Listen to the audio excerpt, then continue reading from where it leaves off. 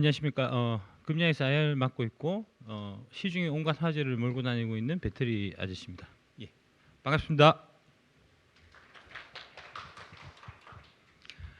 23년 2차 전지에 투자해야만 하는 세 가지 이유, 이렇게 이제 제가 강연을 준비를 했고요.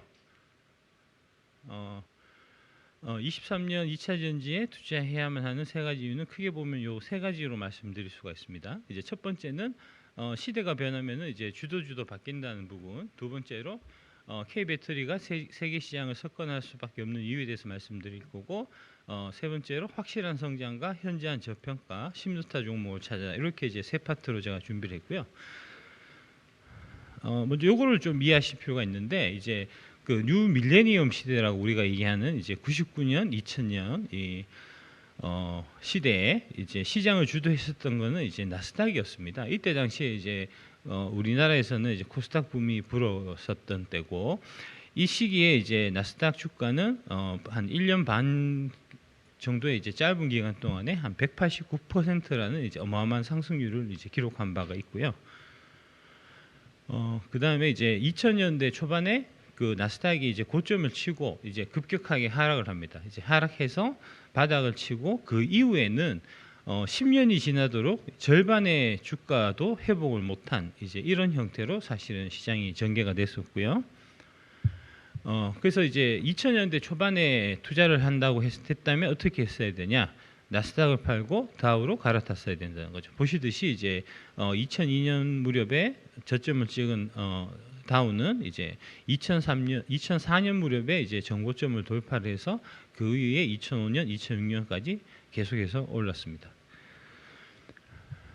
그 뉴 데이터 테크놀로지라고, 이게 이제 재벌집 막내 아들이라는 이제 되게 시중에 화제가 됐었던 이제 드라마의 한 내용인데, 이때 이제 뉴 데이터 테크놀로지에 이제 투자를 하는 이제 뭐 그런 그 에피소드가 나오는데, 그 뉴 데이터 테크놀로지의 실제 모델이 바로 이제 새로운 기술이었습니다. 이게 이제 자세하게 들여다보면은 요 뉴 데이터 테크놀로지하고 새로운 기술하고 이게 이제 그 역사 고증을 되게 잘해갖고 그 드라마에 보면은 이제 한 150배 정도 오른 걸로 나오는데, 실제로 이제 이 새로운 기술이 그때 당시에 공모가 1,075원에서 시작해서 15만 6,500원까지 단 8개월 만에 146배 오른 바가 있습니다.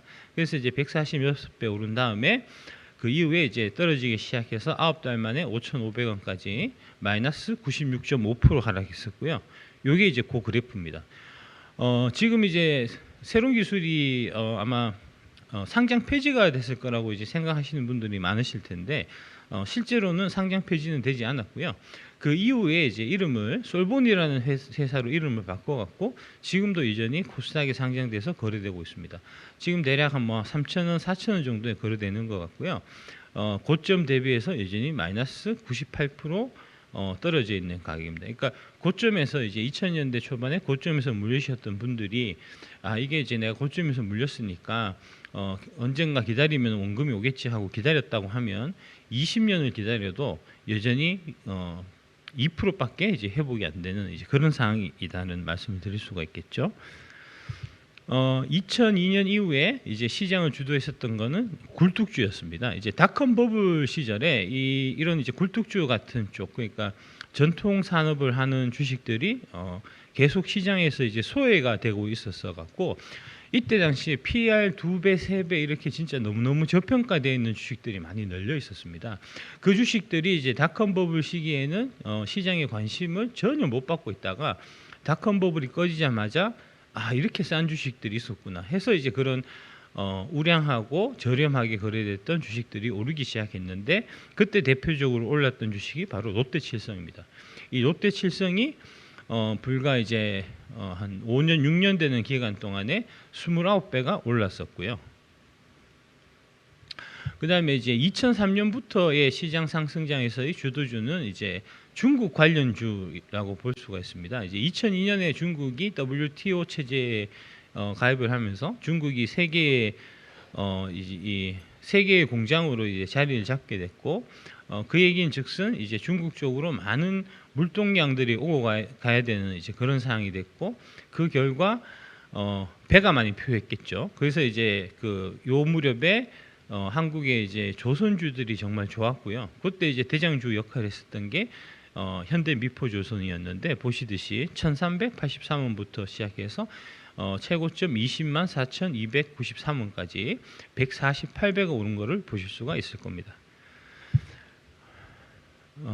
현대 미포조선도 이제 2008년도에 고점을 치고 그 다음에 이제 주도주 자리를 내준 이후에는 이후에 15년 동안 지금 철저히 소외되고 있는 상태고요. 작년 초 같은 경우에 이제 여의도에서 이제 인위적으로 그 조선주를 밀어 올리려고 하는 좀 움직임이 있었지만 실적이 뒷받침이 안 됐기 때문에 조금 오르다가 다시 이제 좀 원위치했던 이제 뭐 그런 거를 보실 수가 있을 거고요. 2008년 이후에 시장은 이제 네이버, 그 다음에 카카오, 삼성전자가 사실 주도한 장이었습니다. 네이버가 2008년 이후에 무려 15배가 올랐고요. 역시 네이버도 이제 2001년도에 그 코로나 버블 시기에 고점을 치고 이제 수명은 다 한 것 같습니다. 이제 네이버, 카카오, 삼성전자는 빨리 갖다 버려야 되는 좀 그런 상황이 아닌가 이제 제가 쭉 말씀을 드리고 있고요. 그래서 이제 이 부분을 이해하실 필요가 있습니다. 이제 시대가 변하면 주도주도 바뀐다는 사실. 그래서 이제 시대가 변해서 주도주가 바뀌었는데 그럼에도 불구하고 과거 주도주의 영광에 취해서 계속 그쪽에서 놀고 있어 갖고는 도대체 주식으로 해서 성과를 거두기는 어렵다 하는 부분을 이해하실 필요가 있고요. 이걸 이제 역사적으로 좀 정리를 해보자면 1999년도 상승장에서는 이제 닷컴 열풍이 있었고 이때의 시장을 주도했었던 종목들은 새로운기술, 다음, 미국의 경우에는 아마존, 야후, 시스코 같은 회사였고 2003년도부터의 상승장에서는 이제 중국 관련주, 그다음에 이제 가치주 열풍이 있었고요. 조선주라든지 저퍼, 저PBR주, 남자의 주식, OCI, 아모레, 중국 펀드 같은 것들이 이때의 시장을 주도했었고요. 2008년부터의 상승장에서는 이제 가장 핵심적인 부분이 모바일 혁명의 시대였습니다. 2008년, 2009년 무렵에 이제 애플이 아이폰을 출시했고요. 그 아이폰이 세상을 바꾼 겁니다. 그래서 이제 아이폰을 출시를 했던 이제 애플부터 시작해서 그 아이폰에서 이제 아이폰을 활용해서 사업을 전개한 뭐 페이스북이라든지 그 다음에 아마존이라든지 넷플릭스라든지 구글이라든지 이런 회사들이 2008년 이후에 이제 시장을 주도를 한 거고요.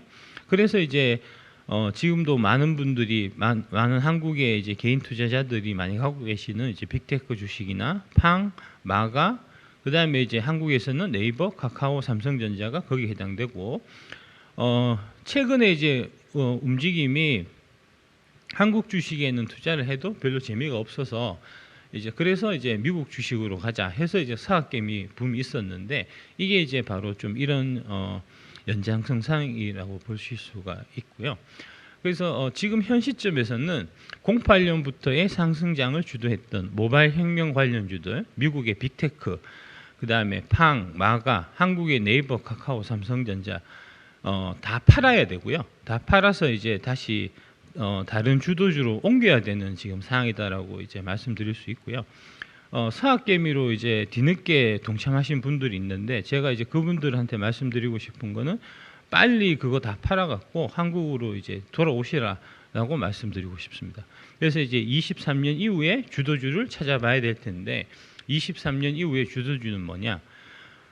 그거는 뭐 너무나 여러분들이 다 잘 아시고 계시다시피 지금은 엄연히 전기차 혁명의 시대고 전기차 혁명의 시대에서 가장 큰 돈을 벌 수 있는 게 바로 배터리고 그 배터리 산업에서 가장 이제 글로벌 선두에 서 있는 회사들이 이제 한국의 K 배터리이기 때문에 당연히 전 세계적 관점에서 보더라도 K 배터리에 투자해야 된다. 이제 이렇게 결론이 날 수 있겠습니다.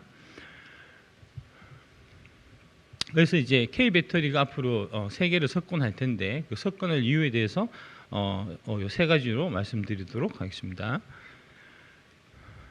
첫 번째로 먼저 이제 이 부분을 이해하실 필요가 있어요. 아직도 이제 과거의 미몽에서 헤어나지 못하고 전기차 시대가 진짜 오냐?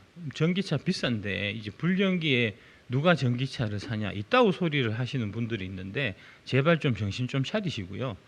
전기차로 넘어오지 않으면 감옥 갑니다. 2035년부터 EU에서는 이제 내연기관을 퇴출하기로 최종 결정이 나 있는 상태고요. 요 관련된 내용을 보시면 이게 이제 어디서 결정된 부분이냐 하면은 환경장관 이사에서 결정된 겁니다. 그러니까 이게 애초부터 이 전기차로 전환되는 거는 이제 이 경제적인 이유 때문이 아니고 환경적인 이슈라는 사실을 이해하시는 부분이 중요합니다. 첫 번째로 전기차가 더 싸서 더 편리해서가 아니고, 두 번째로 소비자는 선택할 수 있는 권리가 없습니다. 이거는 강제되는 거고요. 이 전기차로 전환하는 목적은 이제 탄소를 줄이는, 그래서 이제 지구 온난화 문제에 대처하기 위한 하나의 방법이다라고 이해하셔야 되고요. 실질적으로 이제 지구 온난화를 막기 위해서는 이제 탄소를 줄여야 되는데 전 세계에 발생하는 탄소량의 30% 정도가 이제 내연기관 차에서 나온다는 거기 때문에 내연기관 차를 없애지 않고는 탄소를 줄일 수 있는 방법이 없습니다. 전 세계는 거기에 지금 동의를 해서 지금 그 방향으로 가고 있는데 뭐 저기 불경기에 전기차를 누가 사냐? 나는 내연기관 차의 그 엔진 소리가 좋다. 이런 얘기를 하는 사람은 그 시대에 역행하는 거죠. 정신 차려야 됩니다. 엔진차는 이제 팔지도 않습니다. 이제 폭스바겐의 경우에 2033년에서 2035년에 내연차 판매 중단을 지금 이미 결정을 한 상태고요. 아우디도 2026년부터는 순수 전기차만 출시를 하기로 했고, 볼보의 경우에도 2030년부터는 순수 전기차만 출시합니다. 한국의 경우에도 마찬가지입니다. 현대가 이제 2040년 부터 판매 중단하는 걸로, 이제 현대가 조금 늦어요. 이런 식으로 좀 이제 전환 속도가 느리기 때문에 사실은 이제 현대가 작년 같은 경우 올해도 마찬가지고 이제 차를 엄청나게 잘 팔고 있고 실적이 좋음에도 불구하고 그 실적에 비해서 주가가 잘 움직이지 않는 게, 이렇게 지금 전기차 전환의 속도가 이렇게 많이 좀 뭐랄까 굼뜨고 있기 때문에 사실 좀 그런 부분이 있거든요. 이런 부분은 이제 현대차 그 경영진에서 좀 심각하게 좀 생각하셔야 될 부분이라고 저는 보고 있고요. 그 현대차는 좀 그렇긴 하지만 그에 비해서 이제 제네시스 같은 경우는 2025년부터는 모든 신차를 배터리나 수소 전기차만 내놓기로 발표한 바가 있고, 기아도 25년부터 내연기관은 발표하지 않습니다. 2026년부터 11개의 전기차 라인업 구축을 목표로 지금 이제 활발히 움직이고 있고, 그래서 이제 이런 게 주가에도 엄연히 좀 반영이 돼서 상대적으로 이제 현대차에 비해서 기아의 주가가 좋은 게 바로 이런 맥락이 있는 겁니다. 기아는 그 현대차 이제 이 브랜드 중에서는 좀 더 빠르게 전기차로 전환을 하고 있기 때문에 기아가 현대에 비해서 이제 주가 성과가 좋은 이제 그런 그림으로 보시면 될 것 같습니다. 현대가 이제 남양주에 엔진 연구소가 있는데 사실은 거기가 이제 그 현대차 입장에서는 가장 핵심 기술 인력들이 이제 모여 있던 이제 싱크탱크 같은 그런 역할을 하던 곳이었는데, 그 남양주 엔진 연구소는 지금 사라졌습니다. 최근에 이제 그 여의도 쪽에서 어떤 몰지각한 분들이 하는 얘기가, 그 트럼프가 당선되면 이제 다시 이 전기차가 좀 보급하는 게 좀 둔화되지 않겠냐 뭐 이런 소리를 하시는 분들이 있는데, 트럼프가 당선된다고 하더라도 이미 엔진 개발하는 부서 자체가 다 없어졌기 때문에 돌아갈 수가 없어요. 지금 전기차 전환은 돌아올 수 없는 강을 사실 걷는 겁니다. 그런 얘기 하는 사람들은 좀 무식한 소리 하지 말라고 기자분들이 좀 따끔하게 좀 가르쳐 주시기 부탁드리겠습니다. K배터리의 이제 초격차 기술력에 대해서 말씀드리겠습니다. 첫 번째로 양극 활물질 기술, 두 번째로 폼팩터 기술, 세 번째로 화재 안전성 기술입니다. 먼저 이제 양극 활물질 기술인데 보시면 아직도 여의도에서 정신을 못 차리고 이제 LFP가 싸다, 결국 뭐 한국의 NCM 기술이 암만 우수하다고 하더라도 싼 LFP의 채택률이 늘어나지 않겠냐, 이런 이제 소설을 막 쓰는 인간들이 있는데 제발 좀 정신 차리라고 제가 말씀드리겠습니다. 이 표에서 보시듯이 이 니켈 함량을 계속해서 높여가면 그 결과로 에너지 밀도가 높아지면서 원가가 떨어지는 효과가 발생을 해요. 그래서 이제 통상적으로 그 LFP가 이제 NCM 대비해서 30% 정도 더 싸다라고 얘기했을 때에 그 NCM은 니켈 60% 함량의 NCM 622를 기준해서 얘기하는 거고요. 그 NCM 622는 이제 저희 그 배터리 업계에서는 2019년, 2020년 정도의 주력으로 사용했었던 모델이고, 그 이후에 저희가 이제 하이니켈 쪽으로 니켈의 함량을 높이는 쪽으로 계속 기술을 개발해서 지금은 니켈 함량 90%짜리의 울트라 하이니켈이 지금 대세가 되어 있는 상태고, 이 표에 보시듯이 울트라 하이니켈은 킬로와트 시당 원가가 107달러로 LFP의 115달러 대비해서 오히려 더 저렴합니다. 그런데 뭐 자꾸 뭐 LFP가 싸니까 LFP 채택이 늘어나고 그래서 중국 배터리도 해볼만 하지 않냐, 있다고 소리를 하고 앉아 있습니까? 폼팩터 기술에 대해서 말씀드리겠습니다. 이제 전체적으로 보면 이 폼팩터라고 하는 게 이제 배터리의 형태를 이제 말씀드리는 건데, 크게 보면 세 가지입니다. 각형, 파우치형, 원통형, 이렇게 이제 세 가지 형태가 있는데, 현재까지는 이제 각형이 가장 많은 비중을 차지하고 있고요. 근데 이제 이게 그 원통형 중에서 이제 46 사이즈, 이제 지름이 46mm가 되는 원통형이 앞으로 대세가 되면서 원통형이 각형을 많이 대체하게 될 것 같습니다. 그래서 저희 쪽에 업계 쪽에서는 이제 향후에는 폼팩터가 파우치형과 각형 이 두 가지 형태만 살아남지 않겠나라고 저희는 보고 있고요. 그런 차원에서 보면 지금 중국은 심각한 위기인 게 CATL이나 BYD도 각형밖에 못한 회사들이에요. 원통형 기술이 없거든요.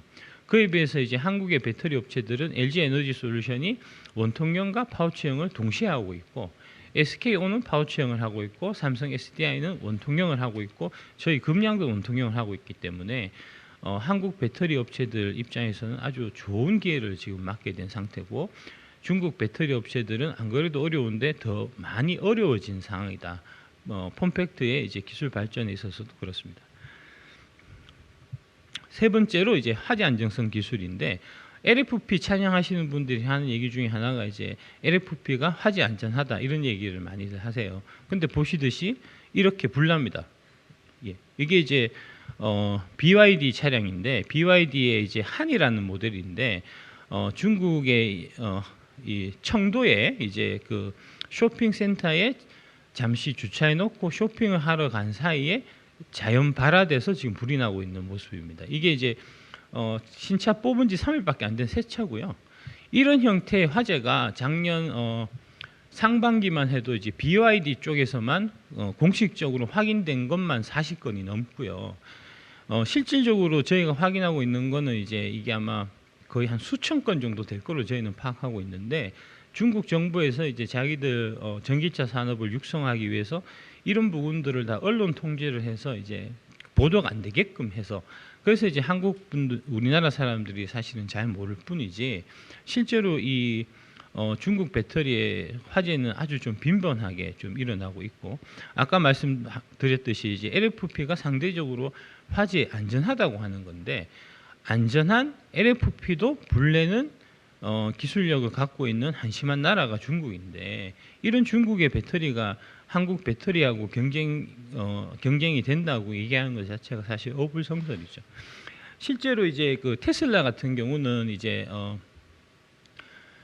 중국 공산당하고 되게 좀 밀접한 관계여서 이제 중국 공산당의 부탁을 좀 많이 들어줘야만 되는 그런 상황이라서, 이 BYD의 이제 블레이드 배터리, 그 LFP 배터리를 유럽산 테슬라 차량에 이제 탑재하려고 시도를 해본 적이 있습니다. 이제 탑재하려고 시도를 해봤는데 테스트해본 결과 자꾸 불이 나서 결국 BYD 배터리를 유럽 테슬라 차량에 넣기로 했던 거를 취소했거든요. 그게 불과 몇 달 전의 일입니다. 그런 일들이 지금 여의도에서는 시시 숨겨지고 감춰지고 얘기가 안 되고 있어요. 이거는 좀 심각한 문제라고 저는 보고 있고요.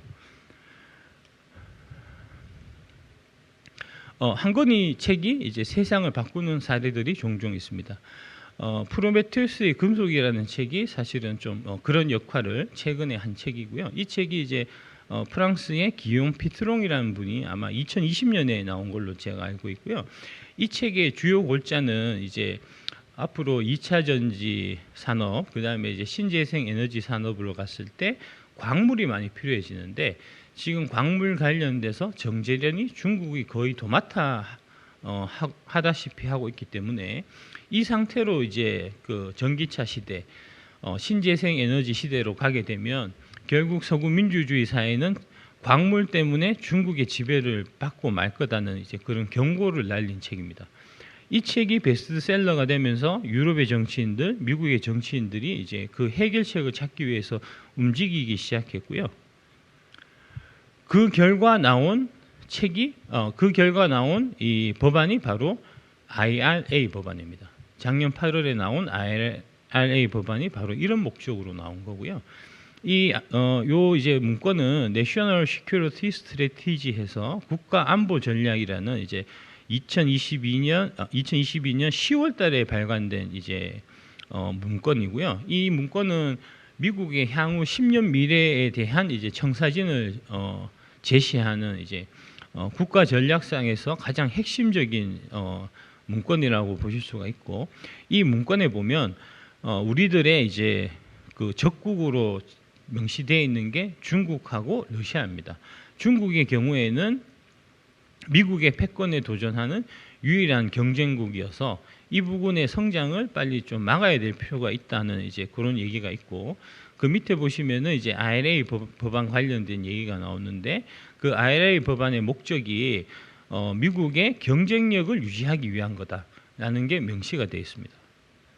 그래서 당연히 IRA는 중국을 배제하는 건데, 작년 8월 달에 IRA 법안이 처음 나올 때만 해도 여의도에서는 이제 IRA가 중국의 배터리 산업이 미국에 진출하는 것을 막는 건 아니고, 다른 이제 풍력이나 태양광 같은 경우에는 이제 한국이 혜택을 받을 수도 있겠지만, 전기차 2차 전지 관련된 부분은 한국이 혜택을 못 받을 수도 있다, 이런 얘기를 사실 버젓이 했던 거거든요. 이거는 국민들에 대한 심각한 범죄 행위입니다. 사실 여의도가 큰 범죄를 저지른 겁니다. 사람들을, 시민들을 그런 식으로 집단적으로 속이는 거는 큰 범죄 행위고요.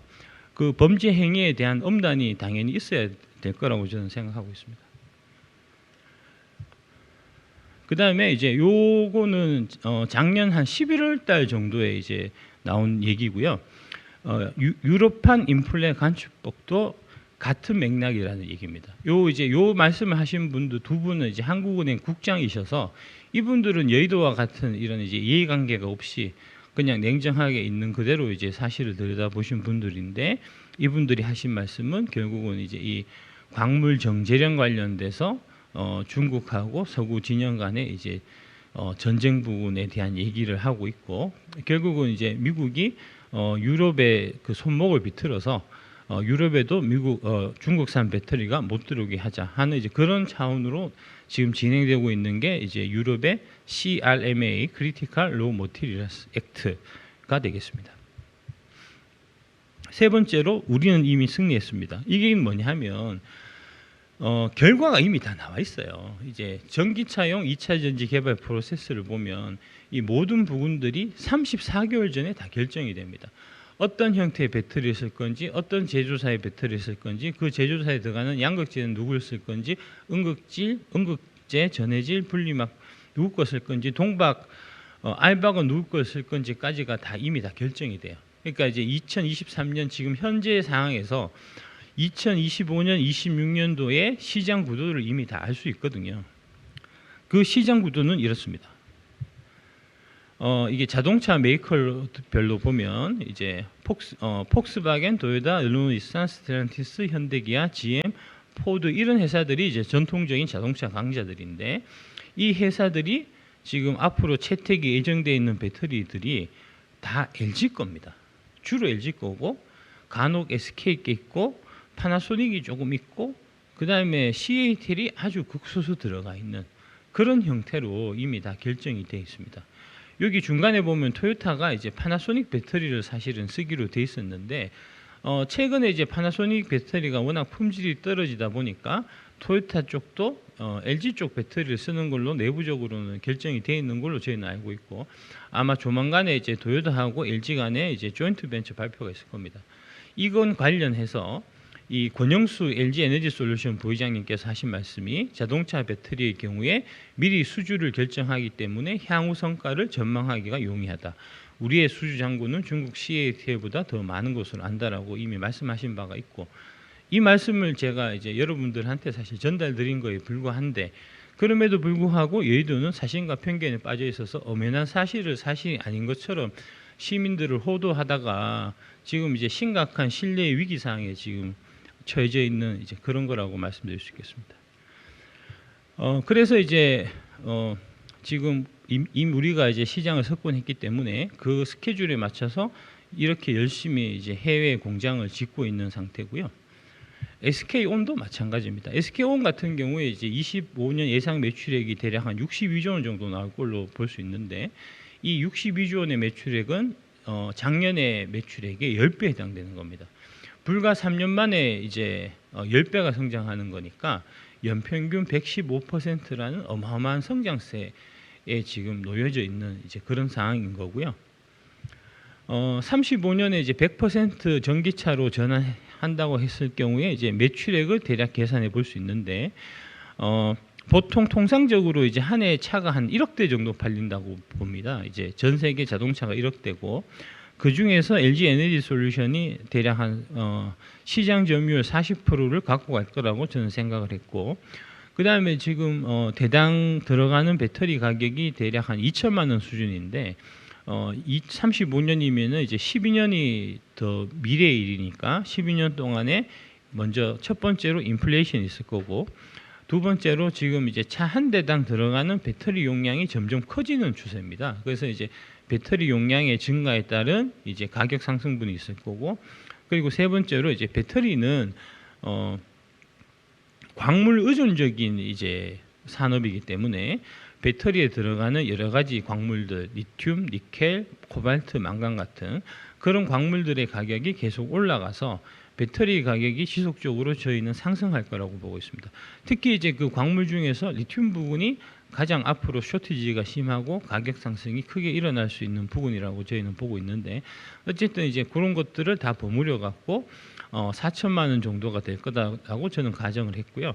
그래서 이제 요거를 곱해 보면 LG 엔솔이 1억 대 중에서 40%의 이제 마켓 시어를 차지하고, 거기에 대당 4천만 원을 곱하면 1,600조 원의 매출액이 발생을 하고, SK온이 600조 원, 삼성 SDI가 400조 원 정도의 매출이 발생한다라고 볼 수 있는데, 이게 이제 얼마만큼 큰 규모냐 하면 삼성전자가 22년 매출액이 300조였고 시가총액이 350조였습니다.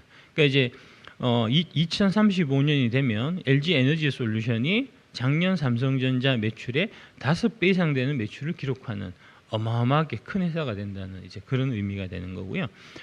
그다음에 이제 이 전기차, 그러니까 배터리에 들어가는 절반이 이제 양극재 가격이기 때문에 에코프로 BM을 보면 이제 대당 한 2천만 원 정도의 이제 양극재를 판다라고 보실 수가 있을 거고, 시장 점유율은 한 20% 정도 잡으면 에코프로 BM, LG화학, 포스코케미칼, 양극재 이제 3강의 연간 매출액은 대략 한 400조 원 정도가 될 거다. 그러니까 삼성전자의 22년 매출액에 해당되는 규모의 매출을 이제 양극재 상위 3개사가 기록할 수 있을 거다. 이렇게 볼 수 있겠습니다. 그래서 이제 요거를 기반으로 해서 이제 주가 상승률을 계산해 보면은 이런 형태의 이제 계산들이 나오고요. 그래서 이제 배터리 아저씨의 탑픽 8종목에 대해서 이제 말씀을 드리면, 먼저 이제 팡 주식들이 얼마나 올랐는지를 좀 보시면 이게 이제 배터리 아저씨 8종목들이 향후 어느 만큼 오를 건지에 대한 좀 감이 오실 것 같아서, 먼저 팡 주식들이 지난 2008년 이후에 2021년까지 13년 동안 몇 배나 올라나 하는 걸 한번 보여드리겠습니다.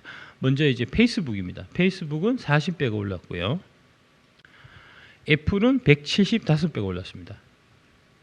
아마존은 218배가 올랐고요. 넷플릭스는 400배가 올랐습니다. 테슬라도 415배가 올랐습니다. 이거를 보고 알 수 있는 게 10배는 너무 낮다는 거죠. 기본 100배, 많게는 400배까지 오를 수 있는 게 이게 이제 글로벌 변화의 시대에 그 혁명을 주도하는 기업들의 상승률이다라고 이제 보시면 되는 거고, 그런 관점에서 보면 이 이제 지금 뭐 에코프로나 에코프로 BM 같은 경우에 이제 뭐 10배는 올랐는데 어떻게 더 오르겠냐, 말도 안 된다, 이런 얘기를 하시는데, 그분들이 되게 생각이 짧아서 그런 거고요. 100배 오를 주식은 10배 올랐어도 비싸지 않은 거고, 반대로 10토막 날 주식은 반토막 났어도 싸지 않은 겁니다.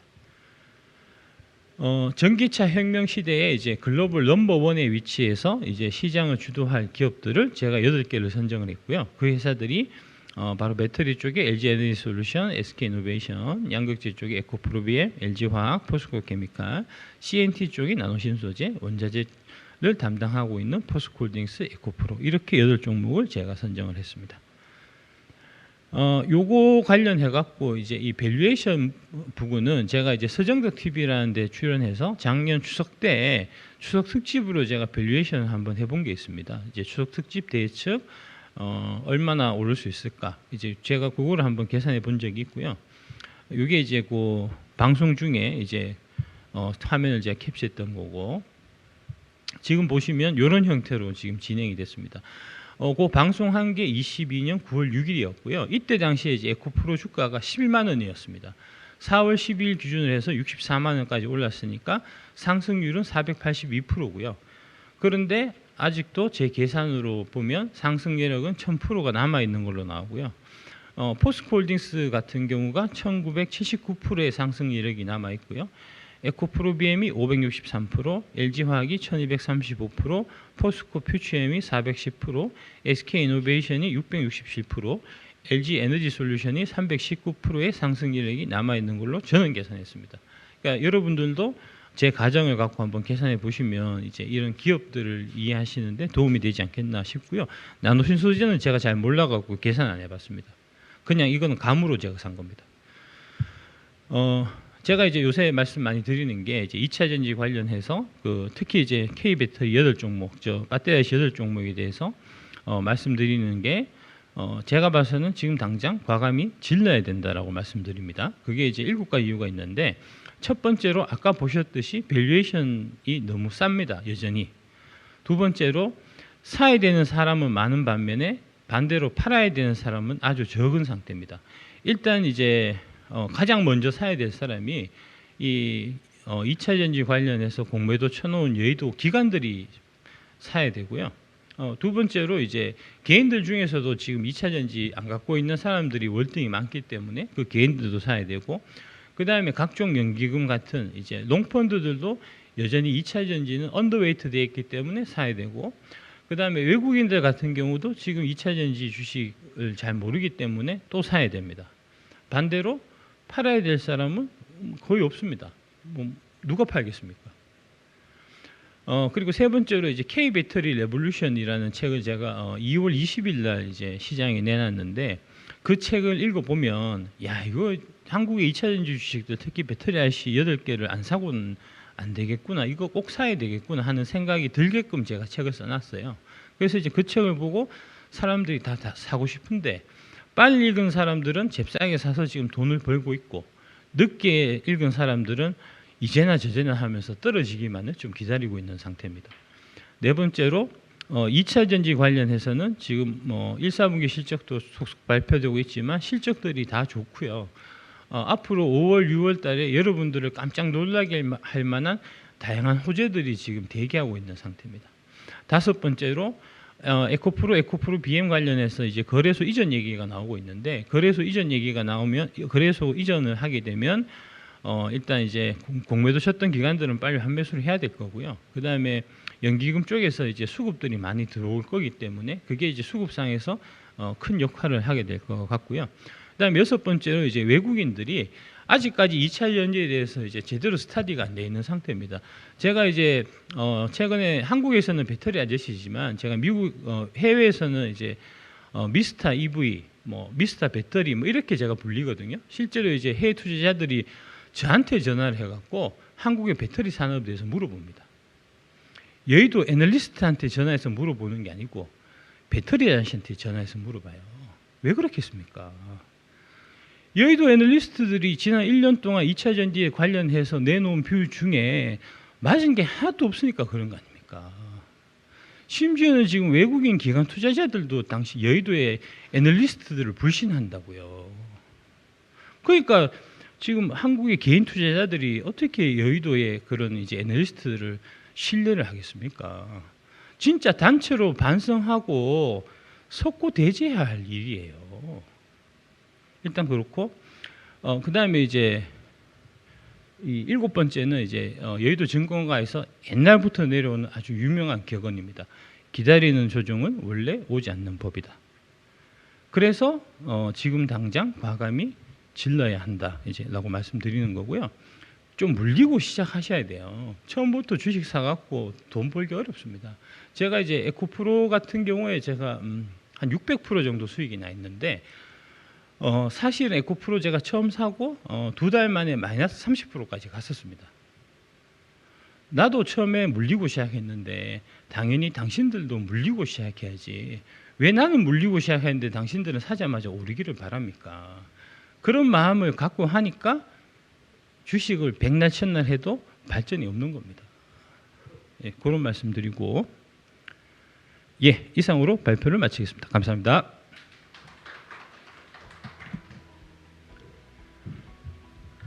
네, 금양 박순혁 이사님과 함께 했습니다. 재밌게 잘 들었고요. 질문 사항이 몇 가지 들어와서 여쭤보려고 합니다. 이제 금양에서는 원통형 배터리 뭐 이런 부분에 대해서 얘기를 하고 계신데 그 전고체 배터리가 아무래도 꿈의 전지라는 그런 별칭으로 많이 불리고 있잖아요. 그 별칭이 잘못된 겁니다. 네. 그렇게 말씀을 해주셨고 그러면 제가 다른 질문을 또 드리도록 하겠습니다. 그 미래가 좀 실현이 되려면 증설도 같이 이루어져야 하는데 그만큼 자금 조달 수요가 있을 것 같다면서 뭐 시비 발행이나 유증 같은 리스크는 없나 질문을 해주셨는데 시비 발행이나 유증이 리스크가 아니죠. 예. 예. 그러니까 이제 지금 여의도에서 아주 잘못된 여러 가지 얘기들을 하고 있는데 시비 발행이나 유증이 리스크다라고 얘기하는 게 지금 사실 그겁니다. 여의도의 존재 이유가 뭡니까? 여의도의 존재 이유가 이제 미래 성장 발전 가능성이 유망한 그런 산업에 돈을 유치를 해서 그 돈을 갖고 기업들이 투자해서 대한민국의 미래를 이렇게 성장시키는데 도움을 주는 게 여의도의 역할이에요. 근데 지금 반대로 한국의 2차 전지 산업에 대해서 이제 여의도 많은 기관들이 공매도를 치고 덜 갖고 있고 이러다 보니까 어떻게든 한국의 2차 전지 주식을 떨어뜨리기 위해서 만들어낸 그런 이제 하나의 그런 악재 형태로 지금 얘기하는 게 2차 전지 관련해서 이제 이 회사들이 설비 투자를 계속 하고 해야 되니까 뭐 시비라든지 유상증자를 해야 되는데 이게 악재라는 식으로 몰고 간다는 말입니다. 여의도는 진짜 반성해야 됩니다. 네, 당부 말씀까지 이렇게 전달을 해주셨습니다. 유익한 시간이었고요. 큰 박수 다시 한번 부탁드리겠습니다.